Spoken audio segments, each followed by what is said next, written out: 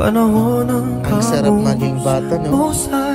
Kasi kunting bagay lang, masaya na tayo. Pero may tanong ulit ako, mga kaibigan. Alam nyo ba kung anong pinakamasakit na hugot? Yung pagbukas mo ng wallet mo, wala kang mahugot.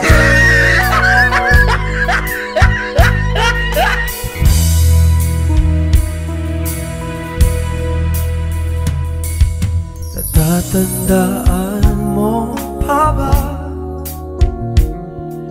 Inugit kong puso sa puno mangga, at ang inalay ko gumamela,